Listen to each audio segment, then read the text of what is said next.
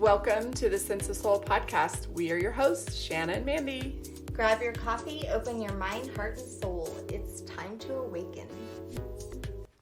Today we have with us Robert Althuis, founder of The Whisperer, a mindfulness organization that provides coaching strategies, tools, and techniques to help private clients and businesses find their way so that they can become a force of good in the world. He's with us today to share his journey towards healing in hopes that his story will remind others, no matter how messy your past is, your future doesn't have to be. We can't wait to find out how he went from being once a Fortune 100 corporate executive and successful real estate and private equity entrepreneur to becoming a father, an artist, a photographer, an avid yogi, and the author of his new book, Never Enoughitis. Welcome, Robert. It's such a pleasure to have you. Thank you so much. So tell us, Robert, what were you like as a child? Oh, I grew up in Holland. It's in my book, actually. I had a, idyllic childhood, actually. I mean, I grew up in privilege and in a beautiful little town just outside, sleeper town outside Amsterdam. It was safe. I had a lot of freedom. I was always a little bit of a rebel though. I never quite liked anybody pegging me in a box. And so I rebelled against it quite a bit. I went to university in Amsterdam, but I dropped out when I was 21 and I went to Australia to sail yachts and travel around. And then I went to the States. I bought a motorbike and I drove from the west to the East Coast. And I had this epiphany to be a tennis pro. So that's what I did the next 4 years. I was a competitive tennis player in my teens, so it wasn't like completely plugged out of air. But yeah, I started chasing my dreams, and that didn't quite go where I wanted it to go. So about 25, I got into business. I landed in Atlanta just before the Olympics, actually, and I've been in the United States since.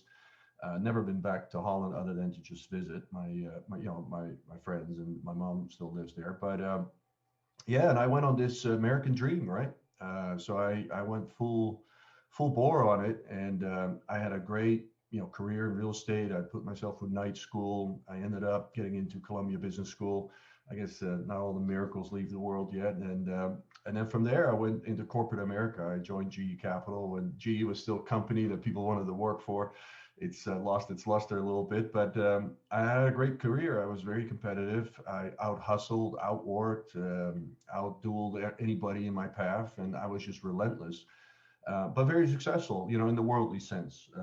So my career took off. I made a lot of money at GE. And then in 2008, when the financial crisis hit, I had the opportunity, we had to shut down the business that I was part of because the regulators came in and we were doing a lot of cowboy stuff. And then I bought out a little piece of GE, and that's how I got into business for myself in 2009.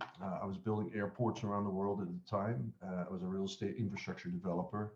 Airports need to be built too. I built up a big business in Latin America with private equity funds and pension funds and all that kind of fancy stuff. Made a lot of money, but also started seeing the underbelly of big business, and I got caught up in it big time. Slowly but surely, became a narcissistic asshole in that system. So that's where I ended up. I sold the business in 2015. By the way, I didn't know at the time I was an asshole. You didn't know that you were an asshole at the time? No, at the time I thought I was just, this successful guy, right? I had this fantastic LinkedIn profile. Okay. I made oodles of money. I was the man. I was the guy. So right? You saw that. You're like, that's all good. Oh yeah, I was completely identified with that. I was completely identified with my status, my money, my prestige, and I watered down my integrity in so many different ways, including, I wasn't a faithful husband anymore. In many different ways. And we paid a price for this ultimately. And when I sold my business in 2015, I was in my early 40s. I think it was 43, 44. And I had all this money and I had this beautiful oceanfront home. I had a trophy wife. I don't want to call her that way because she's much more than that. She's a phenomenal woman, but it was this beautiful wife, the kids, the cars, the toys, the exotic vacation. I had everything. And I was completely empty on the inside. What the fuck do I do now? Like, where do I go? Because I'm still not happy. I'm still not fulfilled. but I have everything. I won the game, you know. I mean, I played it with a vengeance, and why am I not happy? Why am I not fulfilled? Why is everybody else happy with this stuff? Like I couldn't, you know, and I had this really cognitive dissonance about it, which, you know, in hindsight, that was a spiritual awakening, right? At the time, I didn't know what that meant, but that kind of pushed me on this spiritual path. Like I started reading books and going to retreats and workshops because I wanted to figure out like what's wrong with me, and you know what else is out there. And that became a 4 or 5 year journey with lots of ups and downs. And you know, the universe gave me many painful lessons as well. I had the natural disaster wipe out one of my businesses, and I found myself in a divorce and in bankruptcy court. I didn't ultimately go for bankruptcy, but I was teetering on that edge for almost 2 years. So, you know, when everything is stripped away and when you're just bare naked laying on the street, you know, you have to find another way to live life. But I'm very blessed actually with all these things that happened, as painful as it sounds. Yeah, I can relate. I remember how devastated and the pain I felt when my husband kicked me out and took my kids from me when I was in my addiction. And to this day, I still truly, from my heart, am grateful that he did that. Because when I was stripped, like you said, and had nothing, it catapulted me into, well, I had a choice. I could either continue just going down into that dark gutter, or I could catapult my ass into changing. And I chose change. Absolutely. And there's some universal wisdoms or laws in there too, right? Like everything always happens for us. So that's the first thing, you know, even when the most painful things happen to us, you know, the first thing we can remind ourselves, you know, this is always happening for you. You're never knocked off your path. You're always nudged on your path. This is just, you know, one of these things that this intelligence that runs through this universe. And, you know, we're going to have the experiences that we need. And I needed this experience. I needed to experience both the peak. I needed to experience what it was to be caught up in the matrix and to be in business and to be in the underbelly of business and see all that ugliness and violate my own integrity. And I needed to experience what it was to lose it all. It wasn't pleasant, but I see the beauty in it now. I see the, you know, the perfection in it. Although, you know, when you're in the middle of it, I totally recognize it can be hopeless. Why is this happening to me? And you get a victim mentality, like, you know, why me? Why me? And of course, that's the first things we need to snap out of, because, you know, we're always 100% accountable for our life. Every single piece of it, every piece that shows up in our life, we have to own. If we don't own it, we have no power. Right. So it's interesting. You said twice you violated your integrity. Yeah. In my experience, I didn't even know I was violating my integrity because I had never taken the time to get to know myself and to have any sort of self-love or integrity to begin with. I don't know that I was ever even taught what integrity meant. So do you feel like integrity is something that you had and then you violated? When we talk about integrity, we're talking about being whole. And that is, that comes from the Latin word, right? Integer. I'm going to say this in the masculine experience because I'm obviously a man. And I believe that a deep rooted need and an essence of the masculinity is to be in integrity. We want to be just and wise and courageous and strong. And, you know, we want to bring that into the world. And that's being in integrity. Now, when we're out of integrity, we start leaking energy. We literally start leaking energy, and life force just leaves our life. And the way that shows up is that we get depressed, we get down, we get irritated, we get all those different things. Now, there's two things about men. Now, men express their anger outwards. This is why there's such a domestic abuse issue in this world, because, you know, men, you know, their violence, their anger that comes out outwards, right? We hurt the people that are closest to us, that we love, and then we self-destruct. I mean, and that's obviously in my case, you can see all the markers on that. I was never violent, but, you know, I did self-destruct. The other thing that happens when we leak energy is that we start numbing ourselves. And this is everywhere in my life during that period. I mean, I was drinking, you know, and I called it business socializing, but, you know, I was drinking 2 bottles of wine. I was popping sleeping pills. I was popping tranquilizers. I was using recreational drugs. I was using everything under the sun. And there's so many things that the way we numb, right? It could be video games, it could be binge watching, it could be sex, porn, having affairs, all these things that basically take us out of this feeling that we don't want to feel. And the thing is, we have this emotional guidance system. We have these feelings because there's something we're off. We're not aligned. We're not in integrity. We're not in integrity with ourselves, with our soul, what our soul wants to express. And that shows up in these feelings that we don't want to feel. So, it's very clear, we have this beautiful body intelligence that helps us, that tells us every time we have a pit in our stomach, we should just stop, right? And say, okay, what is my body trying to tell me? Because there's something not in alignment. Either I'm not thinking in alignment. It could be a limited belief that's coming through. It could be something that I'm doing. It's something that I'm speaking or not speaking, any of those things. And in those ways, I was completely out of integrity. I was not living my truth at all. I mean, and I was, fudging in business. I wasn't necessarily corrupt, but I was involved in deals that I knew there was corruption somewhere at some level. I knew there was fraud. I knew there were different things. And I justified it because with our mind, we justify everything. I justified it. Well, I'm not doing it personally. I'm not seeing it. I don't really know about it, but I knew it was there. I was in Latin America, for crying out loud, doing $100 million deals with governments. There's all kinds of money sloshing around. But, I just chose to look the other way because I was so hell-bent on, being rich and famous and recognized and validated by this business prowess that I had. So in many different ways, I was out of integrity. Obviously, my wedding vows. I justified it because I just blamed her for all sorts of things, and I justified it in my head. But on the other hand, I had the emotional overhang from it because it never felt good. It felt horrible. Hiding stuff, not living in integrity is the worst way to live. Well, let me ask you, do you think that it's possible to have been living the life that you were living before, as in like the material stuff, and being kind and still having integrity and still having the same practices that you have today? 100%. 100%. This universe is abundant. We can have everything we want.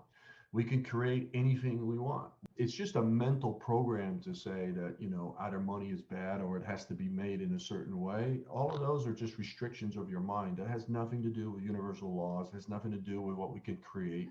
You can be fabulously wealthy and be an incredibly, good person in this world and do it in integrity, live your life in integrity. And emanate that energy, because it's just energy. It's just magnetic resonance. You just attract it and bring that into your life. You don't have to do it in the way that we traditionally see many people do it. Right. So is the shift maybe like before you were seeking everything outside of you, and as men do, men have a hard time not just dealing with their emotions outside of themselves, but also satisfaction and success and all these things.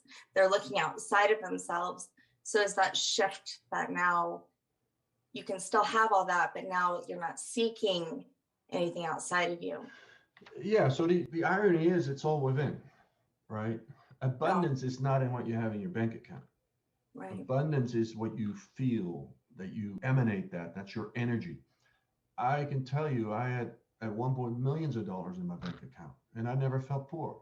I never, and that sounds, for people that haven't had that experience, is like, that's crazy. How can that rich person, or how can that person that has everything material wise, how can they be unhappy? How can they commit suicide, for instance? Like, people don't understand. It's just impossible. I would be so happy if I had all those things, but it comes from within. If you don't feel abundant within, you can have $1 billion and still not feel it. If you don't have love within for yourself, you're never really going to be in a true love relationship with anybody else. Because if you don't really love yourself, you can only receive what you can give. If your cup is not overflowing, whether it's abundance, whether it's love, whether it's health, right? It all starts with your own cup. And that's really our job here, is, to fill our own cup. Only then can we actually give anything to the world or to anybody else. That sounds like success to me. That is success. Yeah. And it's available to everybody, by the way. This isn't like some woo-woo stuff that only a few people can accomplish. No. This is our true self. This is, we just have to strip away all this societal programming, all this cultural beliefs, our upbringing, the religious dogma, all this shit that's covering us up, right? That's holding us back from expressing our authentic self. All of that. We just need to strip away. You call it Maya in Advaita Vedanta philosophy, the yogi tradition, but it has many different names and many different traditions. But we carry all this nonsense with us, right? Because it's really what it is. They're just stories, and we have stories about ourselves, and then we get caught in these stories. But, once we can distance ourselves from this story and say, well, how do I really want to express myself into this world? What do I want to create? What do I want to be? Then you can be that in a minute, in a moment. It doesn't take 10 years, because today, right now is the only moment. So today, the moment you make that decision, you change. And of course, in the material world, things will have to follow in a little bit of a timeline, because, it's a dense material world. But, we really created a quantum field, which what Einstein talked about, beyond light and space and time. That's really where it's all created. And we're energetic beings. So that's how we create. I was thinking about how a lot of times people ask me how I'm so vulnerable and how I can talk about my past so openly, because there were some very dark areas and a lot of things that I did that I'm not proud of. But today I can talk about it without shame. And I can actually look back at many of those years and say, you know what? I had fun. I mean, I did have a lot of fun back then when I was doing a lot of things that didn't align. Not like there are times that I'll admit it, I was having fun. I was living in Vegas. I was living the life, but it's not who I am today. How important do you think authenticity and vulnerability is? And how did you let go of that shame? Well, it's crucial, right? Because, whenever we're not authentic, not expressing that, we're in essence out of integrity with ourselves. So we're always going to have resistance in that way if we're not showing up in that way. Okay, we have this expression in Dutch. It's called, you can't kick in an open door. And vulnerability works like that, right? Once you let your guard down, you're actually invincible, because, it's exposed. What are they going to do? Are they going to poke at it? Well, it's already exposed. It's already disclosed. And so I didn't notice. One of the things I needed to do was to learn to open my heart. And that really didn't happen until I got divorced. Even though I was the one that prompted for the divorce, I was struggling with it. And I got some therapeutic help, and I was in therapy for a couple of months. And I had all these feelings. And once that genie came out of the bottle, I was like, oh my God, I've been suppressing all these feelings because I just didn't want to feel. Because, tough men don't feel, businessmen don't feel. We don't want to feel. We're just thinking and going. And I had to pause and say, oh my God, and I started looking at the world, and this compassion came up and this love came out. And I was like, what is this? And what do I do with this? It's still today. I mean, a lot of people, I talk about a lot of things that people are like, well, where have you been? Where did you go? Right. And I'm like, well, it's hard to look at this world. It's hard to look at the wars and the violence and the injustices and the inequalities and just shrug your shoulders. Because, if you look at it as we're all one, we're hurting ourselves, it becomes a different world. So vulnerability, which was your question, I think it's key. Shame is one of those societal things. We always have to contend with shame because it's so hardwired in. It comes from our early childhood, where we were told not to do certain things or be ashamed of something. I think we just monitor it.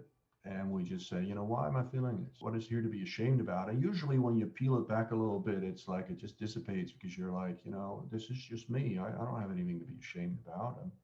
So if you were to describe yourself years ago with just a few words, and then today describe to our listeners what your soul looks like. Well, I think I already said it. It was a narcissistic asshole. But mostly I was lost in the matrix. I think I was a lost soul in the matrix. If I quantify myself, I don't like using these words, but now I'm an awakened soul in the matrix, because we still live in this world, right? We still, this world doesn't change because we awaken or we somehow find our true purpose. To be spiritual is actually to be in the world, but not be owned by the world. And that's a big difference. We can play in this matrix. We're not here to save the world. We don't have to wake up and change the whole world. We need to change our world. And when we do that, and we change that from within, then the world around us changes. So I don't have any grandiose ideas that, I'm here to change the world and, all this stuff. I mean, I hope I can help as many people with my story and my experience and maybe open a door for them. Every person has some medicine to share, right? And my medicine is my story and my background and what I was able to do when I found myself at the bottom of that pit. And that's my medicine. And it's good for some people. And for other people, it's like, that I don't need your medicine. And, there's other teachers for them. I believe when we wake up to ourselves and we allow that to come out, we find that we all have been blessed with these gifts and superpowers and talents. And we all have them. We all, in some way, have something unique to contribute to this world. I mean, nobody's here by accident. Nobody is born by accident. Where they were born, nobody had any of the circumstances in their life by accident. I mean, all these things are here to just guide us on our way and to share our gifts and talents. And when we are in alignment with that, we're going to be successful automatically because we're passionate about it. You know, it's something that comes natural to us. You know, we're not living out somebody's stories. We didn't become a lawyer because our father told us that that was a good career, but we hate it. Suicide rates among lawyers is some of the highest in the country. You know, we're not pursuing these things in life because we think that that's what the world expects us to do. We're now bringing our gifts and our talents and our superpowers into the world because these are the things that are calling us. They pull us rather than us pushing ourselves. And now when things come in alignment, things start to be easier. And, you know, your intuition starts coming through. And your intuition talks quite loud. And women tend to be much more in tune with their intuition because they're much more in tune with their body than men. And this is one of the, you know, men live in their head. The citadel of the masculine is in the head, right? And the fortress of the feminine is in the heart. And so this is one of the call that, you know, when I work with men, is I try to bring them into their heart because we have the same intuitive capacity. You know, we have the same ability to listen to our body, same ability to tap into love and compassion. You know, men especially tend to be so mentally oriented. They get lost in their head, lost in their stories. Mandy and I both have attracted many people with narcissism in our life because we are that polar opposite. You know, they say that dance between like a codependent and a narcissistic personality, or the empath and someone who is narcissistic. But I've also ran into, when I've worked with the empaths and researching them, that sometimes an empath will adopt some of those personalities. Do you have any experience with that? Well, I feel a lot. I don't identify with being an empath. I think everybody's an empath, to be honest. I think some people have their skills and sensitivities better developed than others. But everybody is wired to be an empath, right? Everybody feels a lot. Just most people are so dulled off and they're so in their stories that, you know, they don't even recognize the feelings that are coming through or that it's intuition. But generally speaking, I think the more interesting question is a little bit question to you is like, why do you think you're attracting a narcissist if you're an empath? Because if you're truly an empath, right, and you stay true to your feeling, I find it really surprising that you would allow that energy in and it wouldn't be repulsive to you. I've done a lot of work on this for years in therapy as well, you know, because it was more for me, I was like that codependent, but I'm an empath. I believe that we attract people who we mirror too. So even more, this is a very complex, you know, thing to be able to grasp. So if I am attracted to somebody or I am with somebody who mirrors myself, right? What the fuck is that, right? If I am a person who is always wanting to help change somebody, because that's basically what a codependent is. It's control. I'm going to be with you and hoping that I will change you in some way, right? It's that yin and yang thing too. But they say that they do like this dance. I got one on you. Oh, but now I got one on you. Oh, I figured out your brain. Oh, no, you didn't. And so they're dancing back and forth. The relationship is just so fascinating to me. Was your wife an empath or a codependent? Do you know? No, not at all. And, really? You know, she's a super mom, right? And she's a fantastic person, but she's not very spiritual. That's not her thing. And so when I embarked on this path, you know, our paths really just split because it was just so far off the beaten path for her. It was really, really difficult to connect or even reconnect at that point. I was no longer the husband that she married.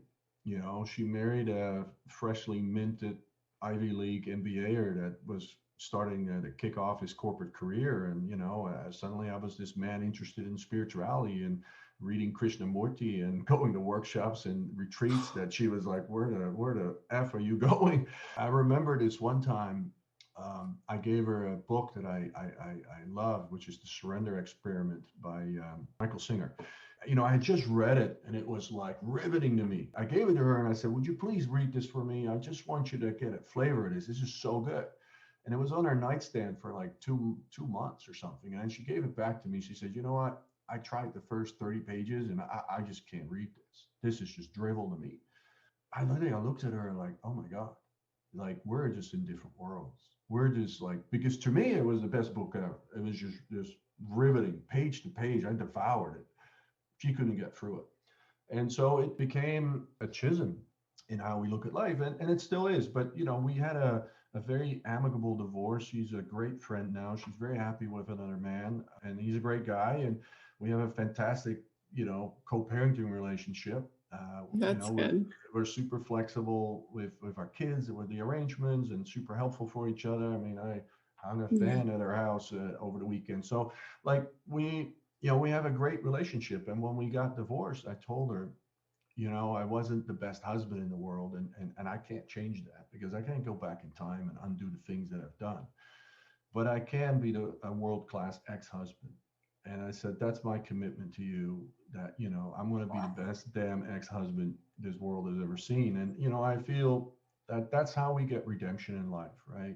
We acknowledge our mistakes, our missteps. We can't change them, but we can show up in a different way. You know, that's been my commitment to her. And, you know, we have a wonderful relationship. You know, we're not all supposed to stay together forever. I know that's a nice Disney story. Sometimes that works out, and that's great. Beautiful. I love love stories. I'm a hopeless romantic. I love hearing that people were, you know, crazy happy for 40 years. You know, fantastic. You know, I'll be the first one to congratulate them. But I also think that there's times in our lives that we meet people and we have a certain experience with her. I have 3 beautiful kids. And then we needed to each go on our own path. And our divorce helped her tremendously as well. It made her much more independent, made her much stronger in her own right. And so in many different ways, she'll ever tell you that, you know, it was a blessing in a way. You know, it changed her as a person as well on her path. Yeah. You know, Shanna and I started doing a lot of research on just religion and history. We both kind of came to the conclusion that we felt like marriage was just another worldly condition. It was invented. The more different types of people you surround yourself with, the more you're going to learn and the more different experiences you're going to have. Yeah. Narcissist, that word is being thrown out there all over the internet, and people are always trying to label their spouse or label someone with that word.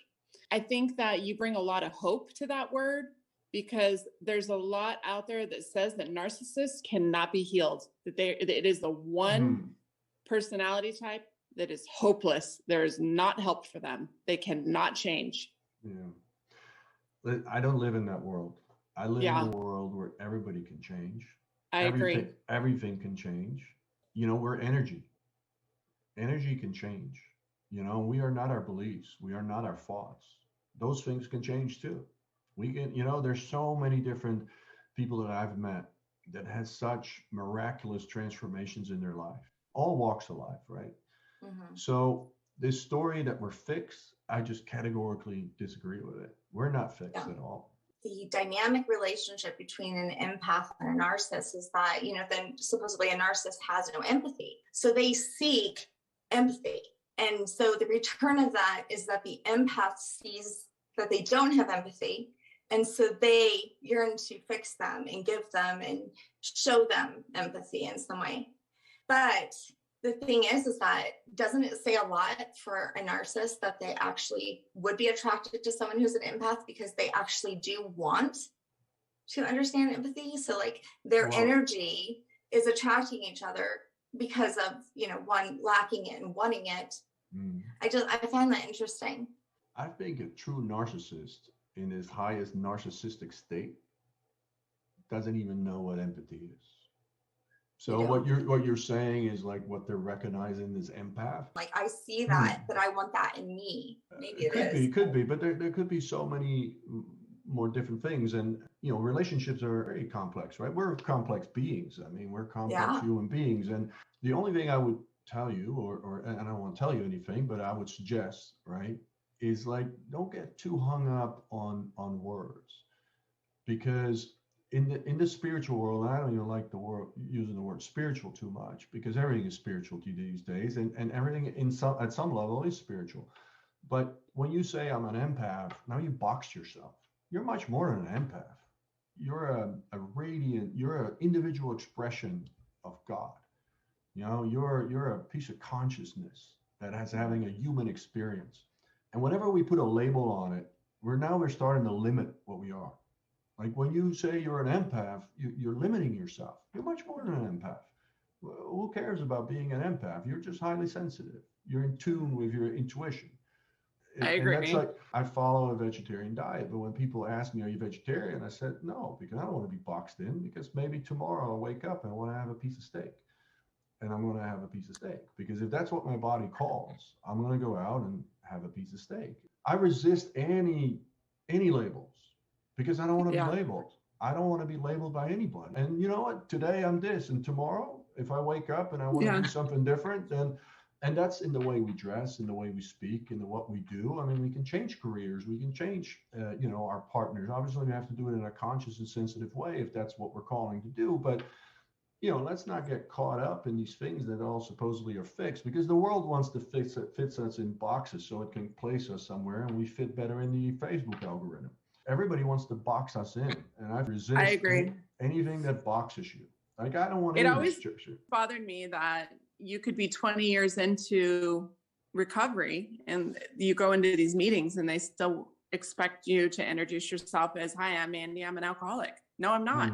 Why am I going to give that word such power? Why am I going to identify myself that way? That's not who I am anymore. Of course, in the back of my mind, I always have to be very conscious to my decisions and my choices. But no, hi, I'm Mandy. I'm recovered. Right. We do. Me and Shanna talk a lot about how we give words and our vocabulary such power, especially those labels. Yep. So I appreciate you talking about that. We have to jump into your book. Tell me about the title of your book and how did you come up with that title? I love it. Well, the book actually started in therapy because my therapist wanted me to journal, to express my feelings and put it on paper. And I started journaling, but I was a little haphazard at it. And I asked her, I said, can I make it a book? So it's a project, because I'm much more likely to do a project than journaling. And she said, I just want you to write whatever you do. So that's really where the first chapter came from. And then I was like, well, if I'm going to write a book, I want to write a good book. So then I started calling some publishers, and miraculously, I got a lot of interest from that early writing that I did. They said, well, what made it interesting to them is that there's not a lot of alpha males that write about this stuff. They get 100 of these manuscripts from women, but they don't usually get it from men that expose their feelings and what they went through and their journey on this path. The book was actually originally called Overcoming Me, because that's what I called it, right? I was trying to overcome me. And then when I was writing about it, I used this word Never Enoughitis quite a bit, because I think it's one of the diseases we have in this world. We're just constantly seeking more on the outside to fill this hole on the inside. So we want more money, more house, more cars, more experiences, more drugs in some instances. It doesn't matter what it is, but we're always seeking more because we think that more is going to fill us up. We have more shoes and more clothes and better vacations, then I'm going to be happy. So we're always seeking. We're on this carousel, and we get these little dopamine hits, these little sugar rushes when we accomplish one thing, but it's always short lasting. And then we're back on the track. We get our promotion at work, or we accomplish something, and then we want to have we want to have our boss's job.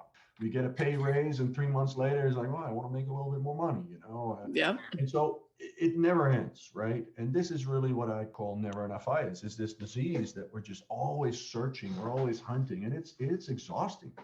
And exhaust us. And we look at the state of our health. And, if you talk about women, I mean, eating disorders, adrenal fatigue, thyroid disorders, all these things is because women have now also jumped into this masculine world, this masculine way of chasing and doing, and, they're exhausting themselves. They're absolutely running their body into the ground. They're not built for this masculine world that we have, which, this is a man-made world. The last 2,500 years, the feminine has been suppressed, right? And in every which way, because men are afraid of that feminine power. And so suppressed it in every which way they could, and shaped this world in a way that fits a male masculine essence much better than a feminine essence. But now, in this, I'm very big on feminine empowerment. I'm not big on the feminist movement, because it's moved the feminine into this role of, now we have to be equal in the sense that we're doing the same. And it doesn't work that way. And it doesn't mean that women can't be wildly successful, and they can have thriving businesses, and they can do anything they want to do. They can run a country. I prefer they would run the country, actually. But, they don't function well the way that They're asked to do everything right now. Now, men have other issues because, we're always competing, and we compete ourselves to death. We literally are always hunting for more, for more, for more. We're never satisfied, and we're not in touch with our heart or our body or intuition. It's not necessarily always good for us. We always feel that we have to accomplish more. And so we have enormous amount of stress. We have an enormous amount of heart attacks. We have, and all these kind of male-dominated diseases, which all come from this very unhealthy lifestyle that we collectively live here in the West. It's a hot topic right now, male and feminine energy and balancing the two. Yeah. I think it's part of this awakening that's happening right now is people are realizing, you don't have to have one or the other. It's finding that balance. Right. Well, we all have both, right? Yeah. So we are all made of, we all have both. I mean, men tend to be more embodied masculine energy, but they definitely have feminine energy within them as well. And women tend to be more embodied feminine energy and have a little less masculine energy, but they can tap into that energy when they want to go into the world and doing an action, and, and they can be every which way, act as masculine. But if you're a dominant feminine energy, like most women are, if you're predominantly your masculine energy, now you're out of balance, you're out of harmony, and that's going to reflect itself in your body. Similarly, that, when men are too much in their feminine energy, it's going to reflect in their body and their health and their mental health as well. Yeah. So how did you get into yoga? Like, was that like a recommendation of like your therapist? No, I had been doing yoga for a little bit, and I got injured in CrossFit, and then I needed to do something that was a little less rigorous on my body, and so I was doing more yoga, and then I was like, yoga in the West here is really just gymnastics, right? And I was like, well, there's this whole worldly philosophy behind yoga, and I was just really interested in that. So then I did a yoga teacher certification course with a guy called Fred Bush here in Miami. And I really wanted to deepen into the practice behind yoga, because yoga is not the gymnastics that we're looking at. It's actually philosophy behind it. And that's really what I was interested in. And I still practice some yoga. I don't usually go to studios, although sometimes I still do. But I practice here at home. I do a lot of the exercises, and the philosophy is still with me because there's a lot of beautiful things in the yogi traditions. An artist. I'm so curious about that. I make epoxy resin art, abstract art. Some of them on my Instagram, actually, that I put on there. I do some photography. I started playing guitar. And these are all things that, it's very important to get out of the left hemisphere of your brain, especially when you're, have such a masculine dominated mind like I've always had. Yeah. And I've always been very creative. I've always loved these things. I just never expressed myself in that way. So I picked it up. I saw some paintings about 1.5 years ago, and I was like, I want to make that. So I enrolled in a workshop in Atlanta, and I learned how to mix these epoxies and work with them. And then I started working with them. I love that. That's awesome. I feel like we kind of unlock that creativity when we go through this journey. And when we learn how to decipher, ego from soul, it's just kind of part of what happens. Sure. There's so much that shifts within us. I know as a parent, I'm so much more present now for my youngest child. If you could give your children a small piece of advice, what would be the first thing that you would say to them after your experience? Find your passion. Our educational system is designed to produce cyborgs that roll into college and then roll into this matrix society in some kind of corporate environment. That's really what it's set up for. That's what it was designed for, really, during the Industrial Revolution. Yeah. We don't teach creativity as much. We don't, not every kid is going to have the same interest. People have like the natural gifts and talents and superpowers. They come out very early. They're the interest of your kids. Right. And we should be cultivating that. This is why the Montessori school program, I think, is a little bit more, it adapts to that more, interest of the kids, and cultivate those. Because guess what? If you're meant to be in a creative profession, why am I dulling your brain with 10 years of math that you're never going to use? Now, if you want to be an engineer and that's your highest calling, for all means, you should take double the classes, right? And so, we should cater more to what these passions are and kind of see what emerges and expose them.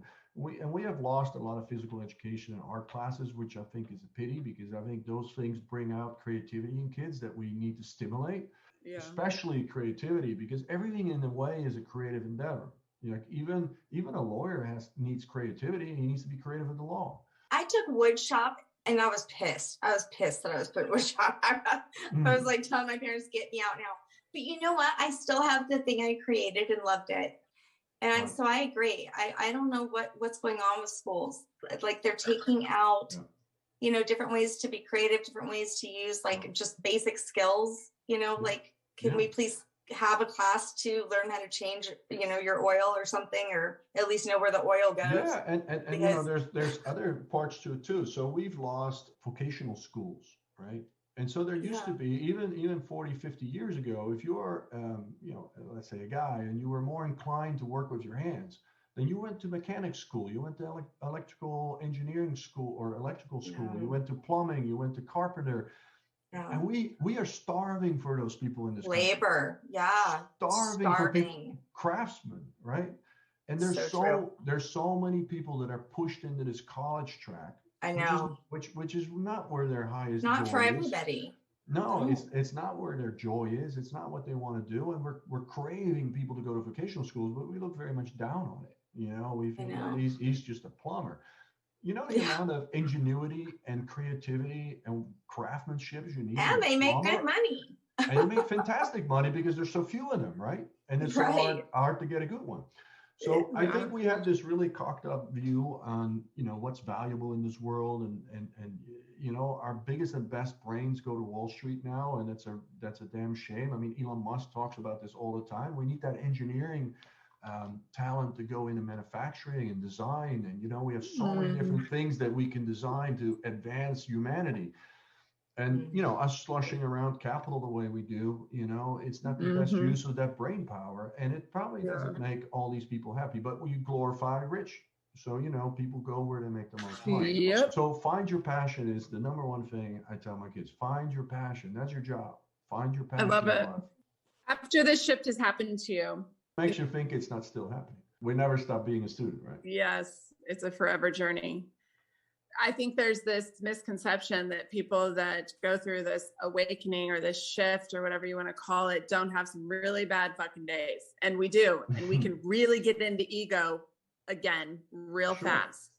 Sure. So what are some things that you do to bring awareness to when you're in soul and when you're in ego, and what kind of practices do you put in place to make sure and hold yourself accountable? Right. Yeah, that's a beautiful question. And that's absolutely true, by the way. I mean, I still have it. I mean, now I'm birthing the whisper. So I got all kinds of resistance in like creating that and creating the website, and is the text right? And so, all the time I'm confronted with this. Now, I do have some tools, and, I avail myself to them. So, I have a meditation practice, but it's probably not as good as it should be. It kind of goes through waves, through cycles, right? Sometimes I'm really committed, and sometimes I kind of fall off the wagon a little bit. I'm getting more and more into breath work. I think that's incredibly powerful. My fellow Dutch countryman, Wim Hof, is like an icon, and it's incredible. I've always worked out a lot, but I work out a lot more consciously now. I listen to my body, what it needs and what it doesn't need. I never get injured anymore because of it. I have days that I only have 80%, so I give 100% of my 80%. I used to always go 100%. And then I would, obviously run my body into the ground. I think when we start listening to our body, right, because that's our emotional guidance system. Whenever something is off in your body and you feel it immediately, it's a pit in your stomach, it's some feeling that you have, and you allow yourself to feel that feeling, there's always a form of unintelligence going on in you, which means that you are having a belief that's not true. And, it shifts you also into your symptomatic nervous system, which means it's fight or flight. You're in fear now. Right. And when you're there, you don't have access actually to a higher consciousness. You don't have access to intuition, inspiration, synchronicities, and all these other beautiful things that come in. So as soon as that happens, as soon as you feel that activating, it's really listening to your body is like, stop, right? Just stop. Don't keep going. Just stop and say, okay, hey, what is this trying to tell me? What am I thinking right now? If that thought is triggering this emotion in my body, then I know it's not true. I know it's not true. So what evidence do I have that is not true. And these are usually limiting beliefs that pop up, right? Somehow, and limiting beliefs come in the form of fear and doubt and self-worry and procrastination, all these things. And so we can ask ourselves, why am I feeling this? What's going on here? And when we introspect like that and we pause, usually, the answers will start coming through. We can use breath to relax ourselves even more. So take some really deep belly breaths, like 20 or 30 deep belly breaths, and just really kind of stabilize. And what we're doing is actually we're shifting back in the parasympathetic nervous system, where we can access that higher consciousness. And now it kind of settles down, and now we can think more clearly, and we can see what's guiding us, because there's always something guiding us. And these guided things are like feelings we have, ideas that come up, synchronicities. Hey, I should call that person. You ever called the person and they were like, hey, I was waiting for your call, I needed to talk to you. So we have access to all of that if we get a little bit more conscious, a little bit more deliberate about how we access this technology, this beautiful technology and wisdom that we have within us. There's other things that I enjoy. I mean, I'm a big believer in hot baths at night and self-care and just really winding down. I am not a huge fan of, I stopped drinking alcohol. The least numb we can be, the more we will feel this body, and the more we'll be in tune with this inner wisdom that comes through. So when we drink alcohol, we smoke cigarettes, we drink a lot of caffeine, we have unhealthy foods, a lot of fats and sugars, we're numbing our body. And so it's a little bit harder to feel your body. And I'm now in a state of my life where, I really want to feel this intelligence. I want to work with it. And so I don't want to numb it in any way. And finally, I think there's a huge benefit to doing things you enjoy. And whether that's dance, or for me, it's making an art painting, or it's listening to music, or going for a walk with your dog, or having a casual dinner with your loved one, or making love. It doesn't matter what it is, but we should try to do more things that we truly, really enjoy, and enjoy the moment. Like, not go through it in a rush, but really take it in and like, wow, man, I'm really enjoying it, even if it's just a half hour or whatever it is. And, I think we do too little of that because we're so busy doing stuff, right? Leave that laundry alone for a little bit. Listen to some music, or, sit down and have a chat with your loved one, or do something that you truly enjoy, so you can cultivate these feelings of bliss and happiness, because it's all living inside you. You just have to waken it up. You have to keep it alive and stir it up so it can rise to the surface. You can feel it. I saw that we have like the same favorite word on your website, unfuckwithable. Yeah, I even have t-shirts of it. Yeah, it's one of my favorite words. Yeah, I it love is. It was one of my most favorite words, because my whole life I've even taken on both sicknesses. Sure. And so just learning how to energetically protect myself, put boundaries down in my life, and free myself from the conditions of the world, all those things made me feel literally unfuckable. And I say it all the time. I love that word. I even have an empath class that I teach that is called Be Unfuckwithable. Beautiful. Because I love it so much. But yeah, what does that word mean to you? It means many things, but what it really reminds me is that it's all within me. Nothing anybody can say or do can hurt me unless I allow it to hurt me. Now, that doesn't mean that I don't experience heartbreak or that I don't have emotions. Of course. I've had, debilitating heartbreak in my life. I also know I'll get over it. And I know that, something else, something bigger and better and more beautiful is in my future, because otherwise it wouldn't have broken out. So I kind of underpin this unfuckability with some of what I call the universal truths, right? We live in this vibrational reality. So, what I vibrate comes back. It's magnetic. Nothing ever happens. Everything is always happening for me. I remind that when something shitty happens, it's always happening for me. What good can I see in this? What can I learn from this? How can I grow from this? And when we start asking ourselves those right questions, we get the right answers. In the same situation, when you ask yourself, it kind of loop questions, right? Why? Well, sometimes there isn't a why. Sometimes it just happened, right? And we're not really supposed to know the why. There's an intelligence that, in my view, runs this entire universe. The whole universe is created by this infinite intelligence, creator, God, source, spirit, whatever you want to call And it's an all-knowing intelligence. And our limited human brain is just not, it doesn't have the capacity to understand everything. We're not going to understand everything that happens in our life. We're not going to be able to rationalize everything that happens in our life, but we can accept it. And we can just say, this must be for my good. Because otherwise it wouldn't happen. There's something good in this, and some gifts come wrapped in sandpaper. So, they're not all pretty. But maybe the biggest lessons, right, are wrapped in sandpaper. The toughest things in your life that you overcame, the most difficult challenges you had, alcoholism, things in your life that you had to overcome.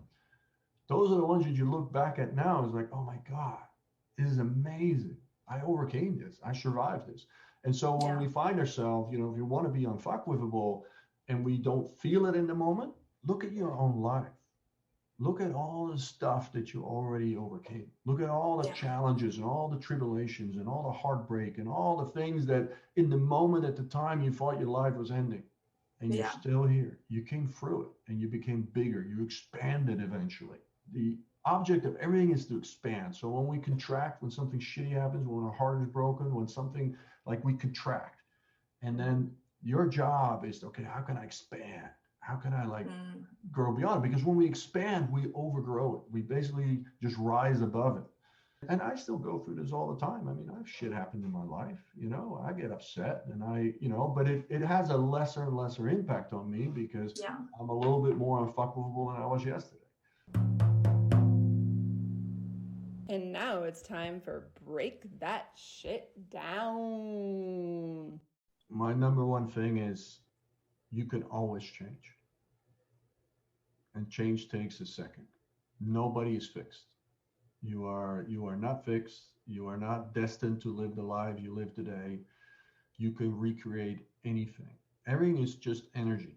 Find the tools, find the medicine, I call it. Find the teachers that can help you because we are our own guru. We are our own healer. We are our own teacher. We are all our own guru. We have all the answers within us. I promise you, because we're all an individual expression of God. We have God's intelligence within us. And because we're this individual expression of God, we can be anything we want to be. We can create anything we want to do. All that power is within us. But be your own guru. But, sometimes you need some medicine. Sometimes you need some help, someone that opens up a door, or gives you a book, or gives you a retreat, or it gives you an insight. So you can find it within yourself because it's all within you. Everything is within you. You just avail yourself to all the resources in the world. Find those coaches and teachers that you can help you in this moment, but don't make them gurus. Don't look up to them like, they're so special. No, they're just here on your journey to give you a little bit of medicine and then you move on.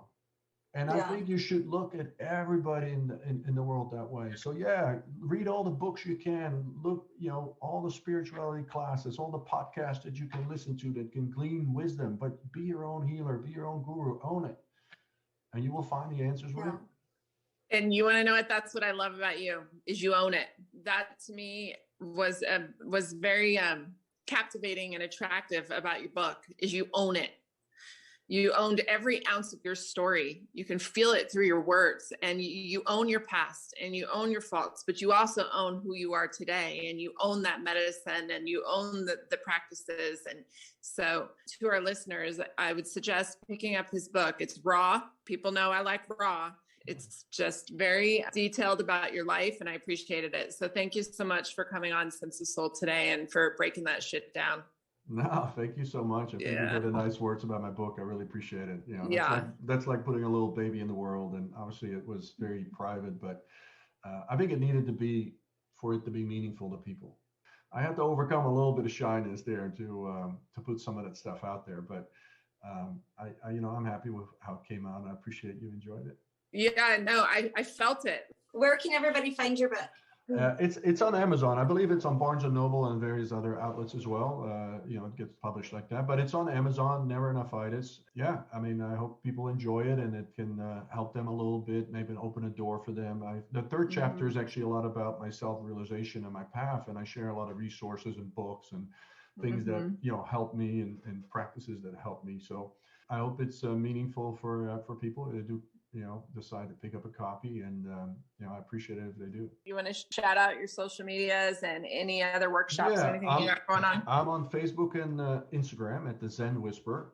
So you can find me there, and I'm at neverenoughitis.com. Now, in a couple of weeks, I think about a month or so, I'll have the Whisperer website up and all my coaching offerings and things like that. We're redesigning that, and we're kind of working on that. So right now, it's kind of focused on the book, neverenoughitis.com. You can sign up there as well. You get, I think, a few chapters of a primer that I wrote about Zen mastery. We're building a digital course that's going to come out. I've got a documentary about Never Enoughitis, a little 15-minute trailer that we're working on. So we've got various different things coming out. And then, once my website is up, I'll be more available for coaching. That's awesome. It's just been such a pleasure. I really enjoyed this conversation. Thank you so much. Thank you. Althuis. Yeah. Mm-hmm. All right. So Robert Althuis. Althuis. Yeah. That's hard for my tongue. That's don't strange. Don't call me Outhouse, please. Thanks for being with us today. We hope you will come back next week. If you like what you hear, don't forget to rate, like, and subscribe. Thank you. We rise to lift you up. Thanks for listening.